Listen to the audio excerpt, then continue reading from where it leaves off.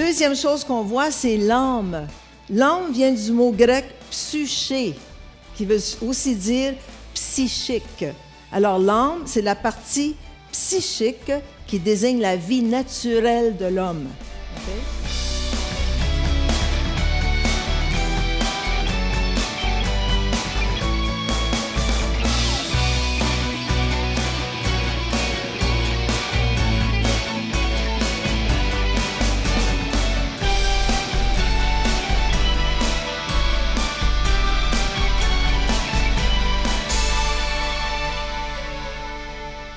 Quelle joie de vous avoir à l'émission Réveil aujourd'hui. Aujourd'hui, on va l'écouter.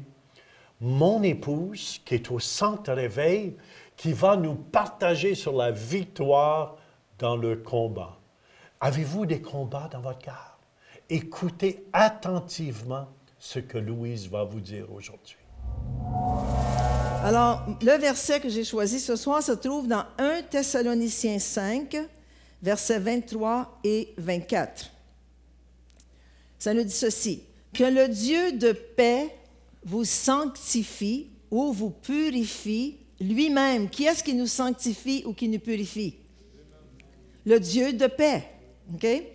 Tout entier, et que tout votre être, l'esprit, l'âme et le corps, soient conservés irréprochables lors de l'avènement de notre Seigneur Jésus-Christ. Celui qui vous a appelé est fidèle, et remarquez bien ceci, et c'est lui qui le fera. C'est lui qui le fera. Qu'est-ce qu'il va faire? Il va nous rendre notre être, l'esprit, l'âme et le corps irréprochables lors de l'avènement du Seigneur Jésus. Moi, ça m'enlève un gros fardeau. Ça m'enlève un fardeau dans le sens que je ne suis pas obligée par moi-même de me sanctifier ou de me purifier. C'est l'Esprit de Dieu qui le fait pour moi et qui le fait en moi. Gloire à Dieu. Quelle bonne nouvelle ce soir. Est-ce que ça enlève un fardeau sur vos épaules? Oui, parce que merci Seigneur, c'est lui qui le fait. Alors, l'être humain, ça nous dit ici dans ce verset, est formé de 3 parties. L'esprit, qui dans le grec vient du mot pneuma, comme le pneu, ce qui veut dire souffle. On sait que quand Dieu a créé Adam, qu'est-ce qu'il a fait? Il a soufflé dans ses narines le souffle de vie. Et il est devenu un être vivant. OK? Deuxième chose qu'on voit, c'est l'âme. L'âme vient du mot grec psyché, qui veut aussi dire psychique. Alors l'âme, c'est la partie psychique qui désigne la vie naturelle de l'homme. Okay? Le corps, en hébreu, c'est le mot Adama, qui veut dire tirer de la terre. Alors, notre corps, comme vous le savez, est formé de terre, n'est-ce pas? Et de la terre, on retrouve plusieurs couleurs.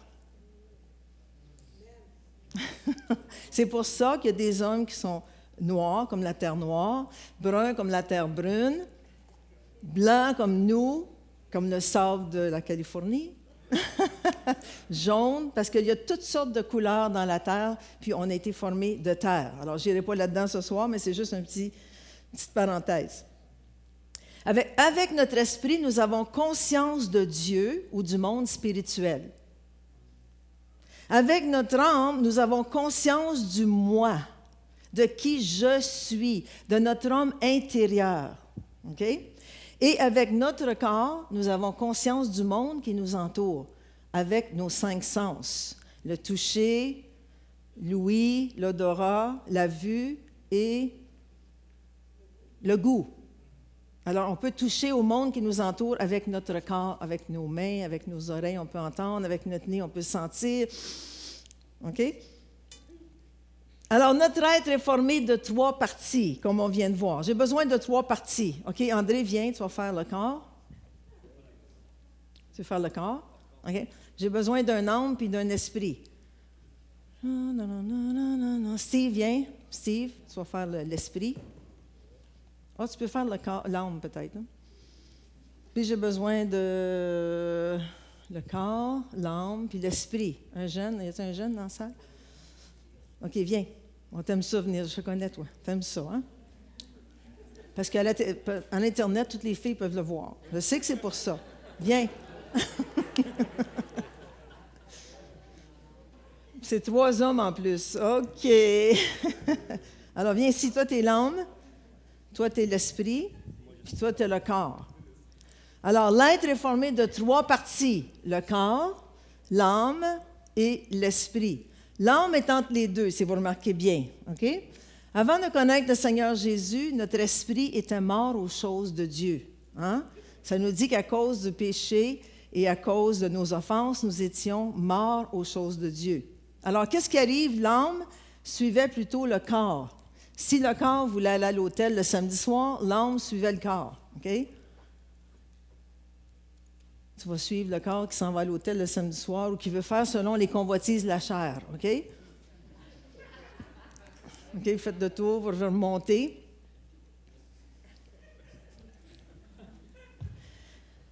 Quand l'âme, OK, a accepté le Seigneur Jésus-Christ comme Seigneur et Sauveur, qu'est-ce qui s'est passé?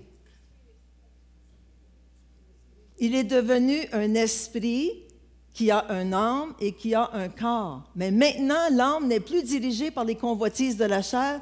Il est maintenant retourné vers l'esprit et il est dirigé par l'esprit. Qu'est-ce que le corps doit faire? Il doit suivre. OK, alors l'esprit avance et l'âme suit, le corps suit.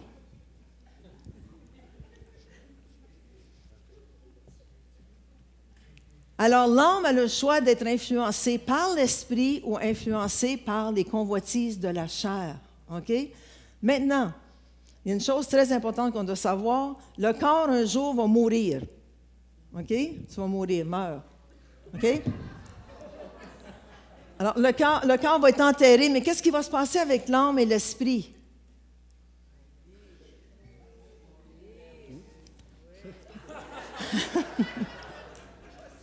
Ils vont vivre, mais ils vont s'en retourner vers le Seigneur. Vrai ou faux? Alors, le corps meurt, mais l'esprit et l'âme vivent éternellement. C'est-à-dire que l'esprit et l'âme vont s'en tourner vers le Seigneur si l'âme a accepté le Seigneur comme Seigneur et Sauveur. Sinon, elle va s'en tourner sans Dieu, là où l'esprit va être sans l'Esprit Saint, OK? Sans la puissance de l'esprit. Merci beaucoup. Merci, tu peux te relever. Je te ressuscite dans le nom de Jésus. Alors, l'âme est située entre l'esprit de l'homme et son corps. Merci, j'ai besoin.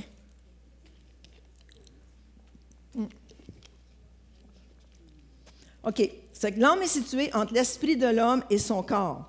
Elle est influencée par l'un ou par l'autre. OK? Entre ce qui est spirituel et ce qui est charnel. Et c'est là que le combat commence. Quand on a donné notre vie au Seigneur Jésus-Christ, que notre âme est convertie, qu'on s'est retourné vers l'Esprit pour vivre selon l'Esprit, c'est là que notre corps ou notre chair vont venir contre notre âme et contre ce qu'on veut vivre dans l'Esprit. Comprenez-vous?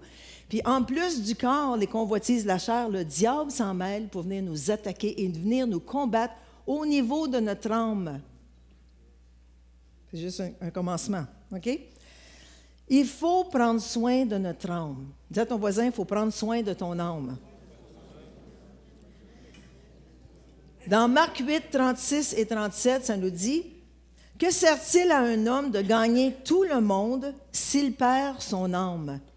Que donnerait un homme en échange de son âme? » Alors, il faut protéger notre âme. Il faut le garder. On en a juste une. OK? C'est notre moi, c'est qui nous sommes à l'intérieur, c'est notre homme intérieur. On ne peut rien donner en échange de notre âme. Ma responsabilité à moi, Louise Turpin, c'est de prendre soin de ce que le Seigneur m'a donné, c'est-à-dire mon âme. Je suis née avec mon âme, je vis aujourd'hui avec mon âme et je vais vivre dans l'éternité avec la même âme. Qu'est-ce que je fais sur la terre vis-à-vis mon âme me regarde et c'est ma responsabilité. Est-ce que je vais la nourrir, cette âme-là? Est-ce que je vais laisser le Saint-Esprit la transformer, la renouveler? C'est ma responsabilité. On peut bien dire à, je ne sais pas, Lucie en arrière, tu devrais venir à l'église, mais ce n'est pas notre responsabilité. Nous, on peut l'encourager, mais c'est sa responsabilité de nourrir son âme. De permettre au Saint-Esprit de la transformer, de permettre au Saint-Esprit de la renouveler, de permettre au Saint-Esprit de guérir ses blessures. C'est notre responsabilité à chacun de nous. OK? Ça, c'est important de le comprendre. Que donnerait un homme en échange de son âme? Il n'y a rien qu'on peut donner. Et l'important aussi, c'est de comprendre qu'on n'est pas tout seul à prendre soin de notre âme. Ça nous dit dans 1 Pierre 2, 25, « Car vous étiez comme des brebis errantes, quand on ne connaissait pas le Seigneur, mais maintenant vous êtes retournés vers le berger et le gardien de vos âmes. » Alors le Seigneur prend soin de nous, le Seigneur prend soin de nos âmes. Il sait ce qu'on a besoin, il sait qu'est-ce qu'on a besoin pour protéger notre âme, puis il le fait. Puis nous, en tant que pasteurs aussi, on a une responsabilité. Pasteur Jean, moi-même, Pasteur Mathieu, Pasteur Denis, ça nous dit dans la parole de Dieu qu'on est là pour veiller sur vos âmes. Comment est-ce qu'on peut faire pour veiller sur vos âmes? C'est-à-dire que quand vous venez à l'Église, on vous enseigne la parole de Dieu. Ça, c'est une façon de veiller sur vos âmes. Si on voit dans l'esprit ou de façon prophétique qu'une brebis est en train de s'égarer, notre devoir à nous comme bergers, c'est de veiller sur vos âmes et de vous avertir. Maintenant, la responsabilité revient à vous. Est-ce que vous allez accepter de vous laisser aider? Parce qu'il y a des gens qui sont tellement blessés qu'on essaye de les aider, puis non, je ne veux pas. Alors, à ce moment-là, on ne peut rien faire pour vous. En résumé, l'âme est la vie intérieure de l'homme, le centre de notre personnalité. C'est qui tu es. André, c'est André. C'est ta personnalité, c'est toi. C'est ton homme intérieur. Quand on pense à André, on le voit dans nous. On sait ce qu'il fait. On sait comment il danse. OK, c'est sa personnalité. L'âme, c'est la partie rationnelle et immortelle de l'être humain. L'être moral désigné pour la vie éternelle. Moi, je vais monter au ciel avec mon âme. Puis ça a l'air qu'au ciel, d'après les livres que j'ai lu beaucoup de livres sur les gens qui sont allés au ciel et qui sont revenus, mais il paraît qu'on va se reconnaître au ciel. Alors, quand on monte au ciel avec notre âme, on monte avec notre apparence physique, mais modifiée. Modifiée dans le sens qu'on va avoir un corps éternel, un corps renouvelé, un corps d'un certain âge, comme 30, 25, 30, 35.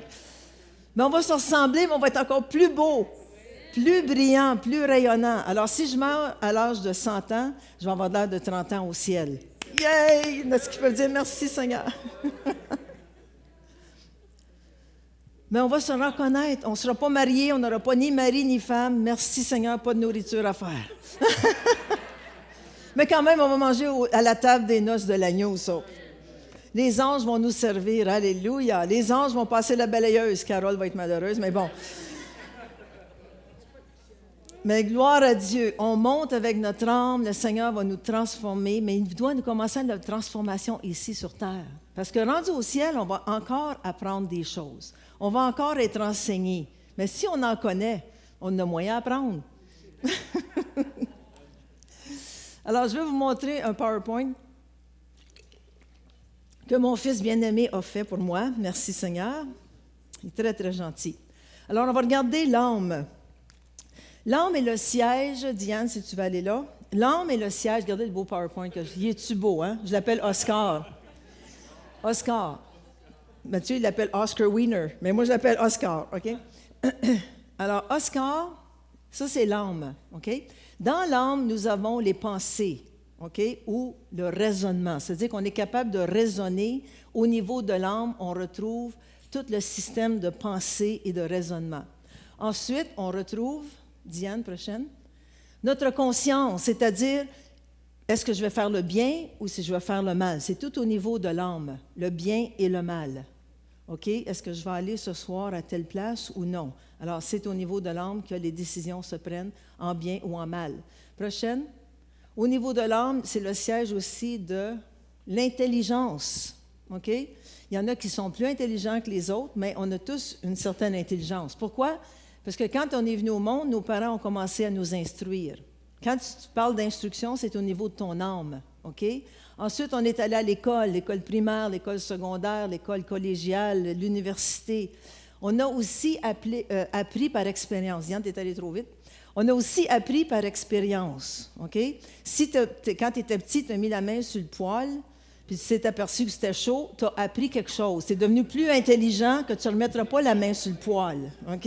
Alors ça, c'est tout au niveau de l'âme, au niveau de l'intelligence. Ça fait partie de l'âme. La prochaine, c'est la volonté.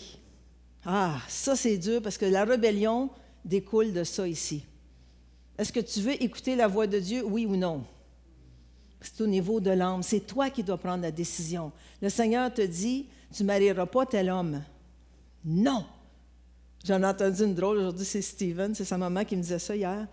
Elle dit, je suis allée chez Steven souper, puis j'ai demandé à ma petite fille, Sophie, tu me diras si c'est vrai, elle me dit, Sophie, qu'est-ce que tu dis quand papa dit, viens manger? Elle dit, Amen!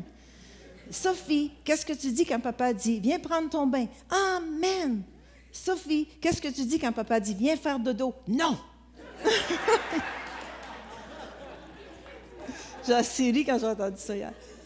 Alors, la volonté, même à un jeune âge, la volonté, oui ou non, c'est toi qui décides, OK? Maintenant, au niveau d'Oscar, maintenant on a vu l'âme ici. Maintenant, au niveau du cœur, parce qu'on parle souvent de l'âme et du cœur, OK? Au niveau du cœur, moi, je mettrais ici les émotions. Les émotions. Et il y a toute une panoplie d'émotions. J'ai regardé sur Internet, j'ai commencé à faire des études, puis j'ai arrêté parce que c'était trop compliqué. J'ai dit peut-être qu'un jour, Patrick pourra venir nous donner une étude sur les émotions. Mais les émotions, il y en a beaucoup, beaucoup, beaucoup. J'en ai compté. Combien tu dirais, Patrick, il y a d'émotions? Ça se compte-tu? Il y en a 7 fondamentales, mais il y en a Plus d'une centaine, c'est ça. J'ai commencé à les lire, puis j'ai arrêté parce qu'il y en avait trop. Mais les émotions, parmi lesquelles on retrouve, entre autres, l'amour, la joie, la paix, ce sont des émotions que l'on peut vivre. La peine, la souffrance, la honte, ce sont aussi des émotions, OK? Encore au niveau du cœur, de l'autre côté, on voit des sentiments, parce que les émotions, OK, c'est l'état, le sentiment, c'est l'état affectif dû à nos émotions. Alors, quand on vit des émotions fortes, ça provoque en nous des sentiments. OK?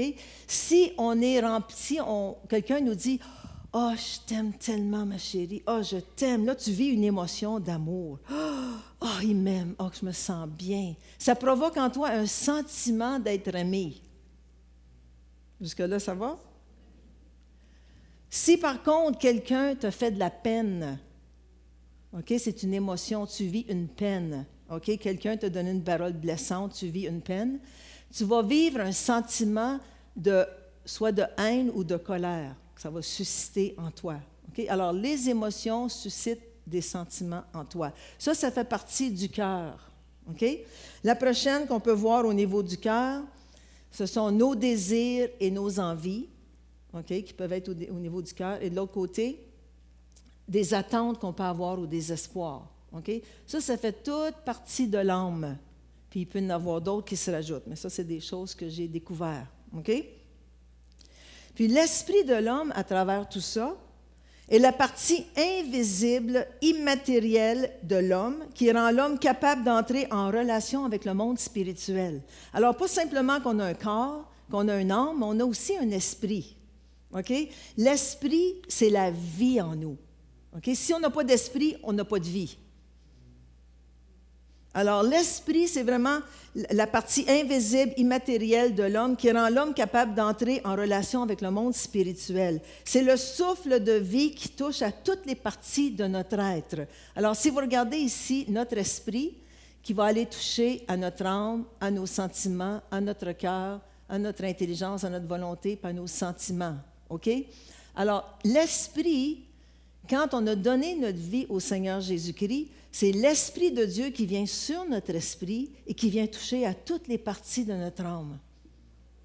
Imaginez-vous comment c'est puissant quand on réalise que la puissance du Saint-Esprit qui vient toucher à notre esprit et qui touche à toutes les parties de notre âme, puis qui a besoin de guérison. Imaginez-vous comment c'est puissant et comment le Seigneur peut nous guérir rapidement. Mais souvent, à cause qu'on n'y croit pas. On a entendu parler que Dieu guérit, mais je ne pense pas que c'est vrai. Voyez-vous? Ou il n'y a pas ni bien ni mal.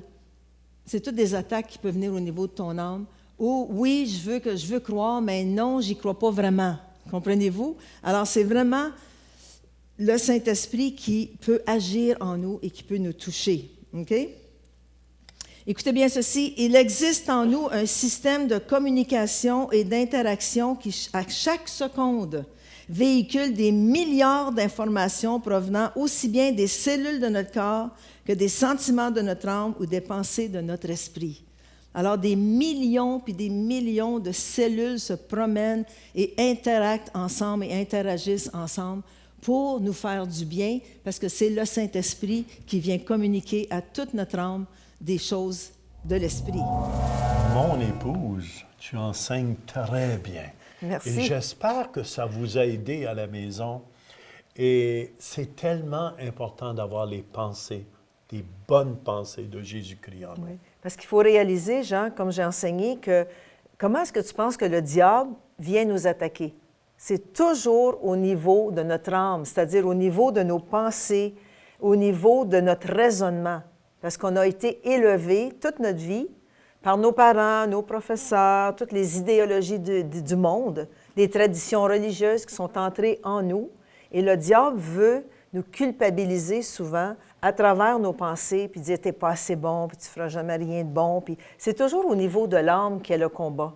Puis le diable vient toujours dans nos pensées à cause de ce qu'on a appris, à cause de ce que les gens nous ont dit, pour nous attaquer. Louise, qu'est-ce que tu avais appris avant qu'on se marie ensemble? Je disais blanc, c'est la vérité. Puis tu disais noir. C'était tellement négatif que ce que vous voyez ici, je t'en Louise, tu es un miracle de Dieu. C'est un miracle de Dieu. Fait que si vous croyez au miracle à la maison, croyez-le, les miracles se produisent. Oui. Puis le combat, Jean, c'est vraiment surtout au niveau de l'âme. Parce que c'est pour ça qu'il faut travailler au salut de notre âme, c'est-à-dire laisser le Saint-Esprit faire ce qu'il veut faire dans notre corps, oui, quand on est malade, mais c'est surtout au niveau de notre raisonnement et de nos pensées pour qu'ils viennent changer notre façon de penser. C'est parce que si nos pensées ne changent pas, souvent, ça peut bloquer la guérison divine aussi, Louise, dans notre corps. Oui. Puis ça nous dit dans Romains, c'est un verset que j'aime beaucoup et j'ai toujours bien aimé, dans Romains 12, 2. Ça nous dit, en permettant au Saint-Esprit de nous transformer au niveau de nos pensées, parce qu'on ne pense pas comme lui souvent. Alors, ça nous dit dans le Romains 12, 2, « Ne vous conformez pas au siècle présent, c'est-à-dire à la pensée de ce monde, ce que les gens pensent, ce que vous pensez, mais soyez transformés par le renouvellement de l'intelligence. » Ça veut dire qu'il faut se laisser rénover. OK? Il faut que le Saint-Esprit vienne faire de la rénovation au niveau de notre âme, au niveau de nos pensées, au niveau de notre raisonnement et de nos traditions, si on veut devenir comme Jésus et si on veut être à l'image de Dieu. OK? Ça nous dit, laissez-vous transformer par le renouvellement de l'intelligence. Comment qu'on se laisse renouveler, Louise? Il faut entendre quelque chose Oui, d'autre. la parole de Dieu. Toujours, c'est ça, la parole de Dieu et le Saint-Esprit qui prend la parole de Dieu et qui vient nous transformer, qui vient nous renouveler au niveau de nos pensées, au niveau de notre intelligence. Ça nous dit ici, afin que vous discerniez quelle est la volonté de Dieu, ce qui est bon, agréable et parfait. Alors, qu'est-ce que Dieu veut pour moi? Souvent, quand on commence à se demander « Qu'est-ce que Dieu veut pour moi, Jean? » C'est là que le diable commence à dire « T'es pas assez bonne. Voyons donc si tu peux faire quelque chose pour le Seigneur. » Moi, je me souviens, quand tu m'as mis dans mon cœur, quand tu m'as commencé à me parler, tu m'as dit « Louise, je sens vraiment qu'il y a un appel sur ta vie, que tu peux commencer à enseigner la parole de Dieu. » Tout de suite, ça m'est venu dans ma tête « Jamais je serai capable. » Toi, Jean, tu es capable, tu as pris ton cours biblique, tu connais la parole de Dieu, tu fais beaucoup d'actions dans la foi, tu prêches, mais moi, jamais. Alors, c'était des mensonges que l'ennemi avait mis dans mon cœur et dans ma tête pour m'empêcher de discerner la volonté de Dieu, ce qui était bon, agréable et parfait pour lui. Je me souviens même à ce moment-là, un jour, je ne te trouvais pas assez spirituel, puis je chantais que Dieu fallait qu'il change. Je disais, bien, et j'ai essayé de te changer, mais ça ne fonctionnait pas. Mais la façon que j'ai fait pour aider Louise à changer, je lui semais des bonnes paroles. Dans le fond, elle se sentait jamais apte à pouvoir le faire. Et moi, je disais, oui, Louise, tu es capable de le faire. Tu es capable de le faire. Un jour, tu vas avoir à rendre compte à Dieu de ton talent. Et j'ai commencé à semer des paroles positives en elle. C'est important que vous semez à la maison des paroles positives sur vos enfants ou sur votre femme ou sur votre mari, les femmes. Et c'est important si vous voulez avoir des changements. C'est là que j'ai commencé à changer ma façon de penser, à changer ma façon de me voir, moi. Puis toi, tu m'encourageais, comme tu dis, tu disais, Louise, tu l'as, tu es capable, fais-le. Dans le nom de Jésus, tu es capable. Puis là, j'ai laissé cette idée grandir en moi et à prendre racine en moi. Puis j'ai commencé à dire, hey, sais-tu, je pense qu'avec l'aide de Dieu, avec l'aide du Saint-Esprit, je suis capable. Je suis capable parce que le Seigneur m'a vraiment donné, il m'avait même mis sur mon cœur un appel, puis j'ai laissé le Saint-Esprit le développer en moi. Puis c'est comme ça que j'ai pu être transformée au niveau de mon intelligence puis discerner l'appel de Dieu. Puis je pense qu'il y a beaucoup de gens à la maison, gens qui ont un appel sur leur vie, mais à cause des pensées, à cause des raisonnements, à cause des faux raisonnements, ils se laissent décourager, ils laissent le diable venir les déprimer, leur dire « tu ne seras jamais capable ». Mais moi, j'ai une bonne nouvelle pour vous aujourd'hui. Tu es capable par la puissance du Saint-Esprit qui vit en toi et qui veut faire du ménage au niveau de ton âme. Il veut venir te renouveler, il veut venir faire de la rénovation. Oui. Et c'est important de comprendre aussi, Louise, que l'Esprit de Dieu habite en nous, que le Saint-Esprit habite en nous. Puis Paul disait, c'est plus moi qui vis, mais c'est Christ qui vit en moi. Et c'est important là, de réaliser, OK, c'est vrai que par moi-même, je ne suis pas capable. C'est pour ça que Paul disait, il dit, quand je suis faible, c'est alors que je suis fort. Et c'est important de réaliser, de connecter notre foi, amen, à la force de Dieu. Et c'est là, Louise, que tu as été transformée. Oui. C'est pour ça, les femmes, invitez-la. Partout dans le monde entier, vous allez voir, vous allez être bénis, même vous allez être transformés par les enseignements de la parole de Dieu. J'espère que ça vous a fait du bien aujourd'hui parce que c'est le désir ici. Et vous pouvez même commander cette série « Victoire dans le combat ». Et ça va nous faire plaisir. Amen.